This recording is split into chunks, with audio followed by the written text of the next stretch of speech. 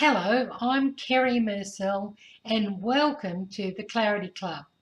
Now I have the board set out here, and what I'm going to do is run through step by step how to do a reading. Now as you can see, I have them laid out along the top. There's 6 cards in each section and you can lay them anywhere you actually want. Now I've left this one off so that you can see that the cards go where it says clarity cards. Okay, and there's certain things that you need to do before you read for anybody. And the first thing is to ask their permission to actually give them a reading and explain how it works. So this is something like you'd say, "Hi, I'm Kerry, how are you?" And what we're going to do is we're going to do a reading. Now, often in the readings, we come up to sections where you do releasing, and that releasing releases thoughts, feelings and emotions that that the cards actually bring up. Are you fine with this? Is this okay to proceed? And get a yes or no from them. If it's no, you really can't proceed. You need to get their permission. And you can tell them here and now how the releasing actually works, or you can leave it to when they get a releasing card.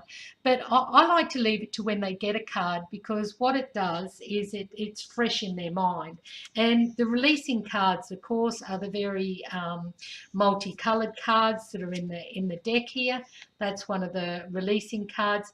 And if the card comes up next to the yellow arrow, right, we get them to choose one of the cards out of the wealth investment pack, and then they do a release on that card.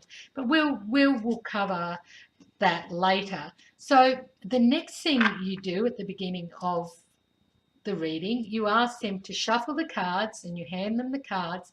And often people will want to split them and do that tricky thing where they do that.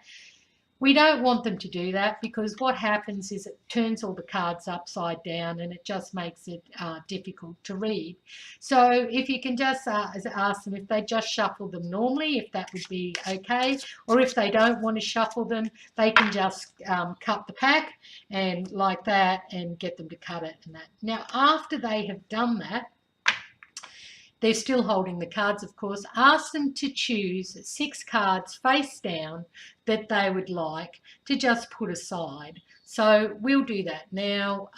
People tend to cherry pick, but we'll just pick those ones that we're going to leave aside.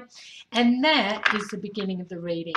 The person hands you the cards back, you have them in your hand, and then you simply say, right, this is the very first box we're looking at. And the way we do the readings is we do them lines at a time. So the very first box, we've got business and work. So I'd say to them, this category is business and work. Which one do you do? Do you work or do you do business? Now, if they're, say, on a disability pension or they're not actually working, you can say, well, that would be considered work in this category because you don't have a business. Now, we're just looking only at the yellow arrow here, so we turn the card over and we see that the yellow arrow is next to consider you. No other word on this card is relevant to the reading. So that's how we lay the board out. We just go down and we just keep laying the cards out. And in the next session, I will tell you what you need to do once you get the card turned up. So let's just leave that for now. Take the time, get your board set out. We're going to do a reading for you so that you understand how this all works. And step by step, one piece at a time. This is the very first lesson. This is the layout of the cards. These don't have to be in that order. You can have them in absolutely any order you want, and we'll take it to the next lesson. See you there.